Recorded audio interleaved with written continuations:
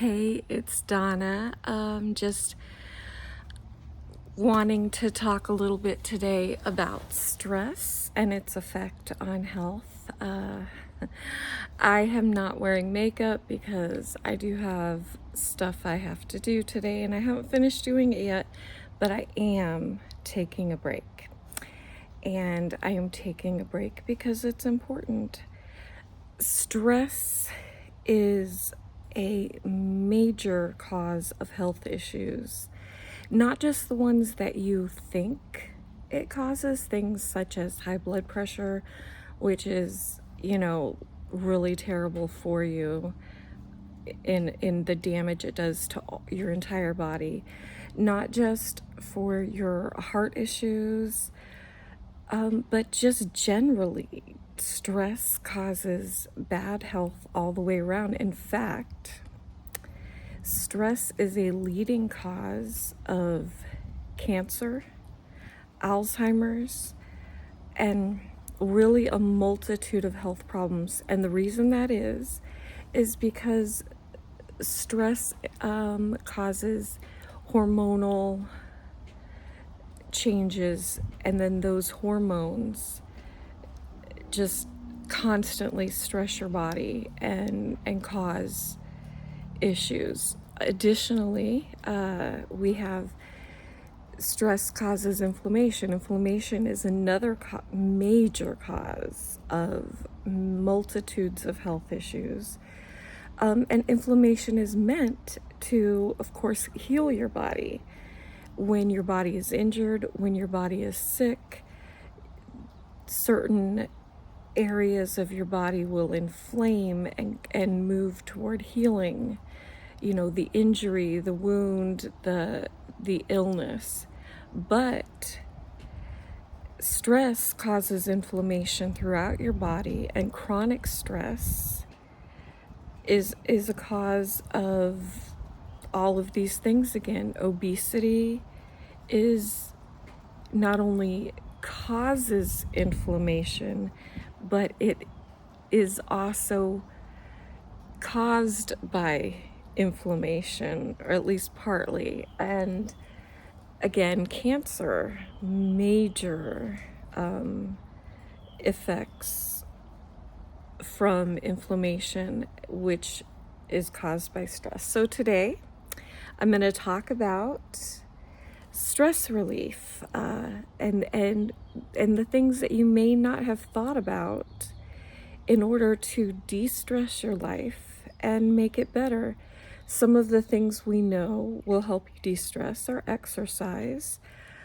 A good exercise definitely de-stresses you. It releases endorphins, which fight against cortisol and things like that. Additionally, you can reduce stress by walking. You can reduce stress by taking breaks, quiet times, meditation. My quiet time spent each day is with prayer, reading the Bible, and keeping a gratitude journal. Gratitude is really a wonderful way of not only de-stressing, but noticing the things that you are joyful about. So a gratitude journal, some way of noting your gratitude every day is great. And a journal, what that helps you do is look back. There are some times when you're just feeling really bad, and maybe you can't think of something to be grateful for that day. And you can read through your gratitude journal and you can go, oh yes, that's right, I have a job. Or, oh yes, that's right, I have a bed to sleep on every night. Or, yes, I am so grateful that I have my clean water that I can drink anytime I want to, because of where I live. Not everybody has that. And of course, there are bigger and better and other things to be grateful for, whether they're bigger or better, I don't know. Hold on. looking at it made me want it. So, but there are so many things to be grateful for, and that's a really great way of taking out the negative emotions that lead to stress, that cause stress, that are stress, things like jealousy and envy, bitterness. Those things are just really bad for your body. They cause inflammation and stress. And those things are terrible for your health. They're gonna make it harder for you to lose weight. They're gonna make it harder for you to maintain your health. So, other ways than to de-stress, really dealing, and this is dealing with that, I guess both the mental health part of your health, the mind, and the spiritual health part of your health, which is very important, is actually trying to be a better person. You know, if you're not doing things that you know you shouldn't be doing, if you're not hurting people, you don't have to stress about the pain that you're causing to people. If you are setting boundaries to protect yourself, you know, saying no when your yes would actually hurt a person. Yes, I will, you know, give you $1,500 might feel like the right thing, but if you're giving somebody $1,500, that in turn is only going to use it to keep themselves from getting a job or keep themselves from bettering their own life, then that's a place where you should say no. Saying no is important. I had to say no today. Actually, I had to say no last night to something because I needed to sleep, and sleep was not something that I was going to have if I said yes. Now, but you know, let's go back to the 1,500. Let's say that same person wants you to give them, wants you to give or loan them, say $200, and that $200 is going to help them, say, prepare for a job interview and get a job. Well, then, yeah, maybe that's the right thing to do. But if you don't have it and you give it anyway, then you are hurting yourself. Let's move on to something else. Becoming a better person. Doing good things for people while keep maintaining your boundaries for what's not only good for you, but good for them is just very important. You feel better about yourself when you're doing the right thing. You're not having to worry or feel guilty about doing the wrong thing. And yes, we all have certain stressors that we feel like we cannot get rid of. You know, sometimes a job can be very stressful, but if instead of stressing and worrying and rushing around, you apply the right steps to your job, you do the job properly, you do the job timely. You know, my job offers just an immense amount of independence and flexibility. And so I can get a case and I can go start working on that case. I have to do some preliminary work and go start working on the case. But then when I'm finished with all the stuff that has to be done right up front, I can stop for the day, and maybe sometimes I need to, or I can keep going and I can put in all of the necessary paperwork and notes. I can arrange all of the necessary meetings. If I do that right there, then that's not something I'm going to have to worry about when the meeting is due 6 days later, when the notes were supposed to be put in after 24 to 48 hours, and yet a week or 2 weeks later they're not in, and now I don't remember this important piece of information, and I'm having to rush through and find all of my written notes or all of my whatever and try to find the answer. That's stress. So you can regulate your stress even in places that it feels like you can't. There are busy times at your job. This person that I know and love has times in her job where there's just a rush of people, everyone coming in, everyone wanting something right now, and many of them yelling at her. That's stressful. But you don't have to take these things personally. Somebody at a job yelling at you, they're yelling at you, and they shouldn't be, but you don't have to take it personally. So what? They're yelling at you. They're unhappy. You have the opportunity to either fix their problem or simply know that they're going to be yelling no matter what you do. So you allow them to yell or you ask them to stop, up to you.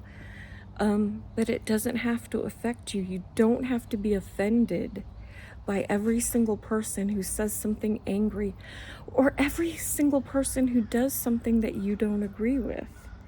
You walk around and you hear somebody giving an opinion that you don't like. Who cares? You don't like that opinion? Big deal. How is it affecting you? It is not. Stress is something you can control. You have to choose to control it. So you choose to control it with understanding that not everything has to offend you. You don't have to take things personally. You need boundaries. You need to understand, is this helpful for that person? Is this helpful for me? You need to stop yourself from doing things that you know are wrong, including your work things. Is it wrong to do this? Is it right to do this? Maintaining a neat and orderly space is an amazing stress reliever. It is sometimes difficult. I have a very small space, and I have to do many, many things in it. And there are times, pretty often, that space becomes a little bit more cluttered than it ought to. And so I have to clean it. But when I clean it, one, that movement, that act is very de-stressing. And two, the effects are just very de-stressing. To be in that clean, uncluttered space. And then the other things that you can do for your spiritual health, which also affect your mental health and of course your physical health, the things so I choose to read the Bible, pray, and keep the gratitude journal daily. I also do this as a way of de-stressing, vlogging, talking about my feelings and what's going on in my life. Even if those things are negative, I can release that and come to the positive, which is another thing that prayer does. But there are other things you can do that de-stress. Meditation, yoga, of course, the exercise that we were discussing. I love to go for a walk. And I love to go out in nature and take pictures. You have to have a good time sometimes. You need to go out and have fun. These are all things that de-stress. And so what do you do for your de-stressing? And what do you do to decrease your inflammation? I will be talking more about things that decrease inflammation soon. I didn't want to put it all in one post. And I'd love to hear what you do to relieve stress or de-stress your life. And I would, I just love to hear from you in general. Also promised a special announcement in the I promised a special announcement, and that is that I do have a video coming up that will actually be a professionally edited video, which will be wonderful because I know that it has to be annoying with all my uhs and uhs and stuff. And it's about a trip that I took to Atlanta to see a favorite band. I went with a best friend. It was a wonderful time, very de-stressing. And so there's a special video coming up about that. And seeing how that works, I might make more of my videos professionally edited. I will most likely keep most of my my videos. All this would not be in there if I was editing this one. I would probably keep most of my videos pretty raw and real the way they are, but I know that especially for this one of this 3-day trip, it'll be nice to have it edited and you can see and enjoy the time I had in Atlanta with me. And I also have a special guest with me on that video, and that's going to be pretty great. So anyway, I want you to know that you can do this. You can do hard things. If I can do this, I promise you, you can do this. I am keeping steady. I am doing what I got to do, and you can do it too. Self-control can be learned. Discipline is learned. So anyway, have a great day.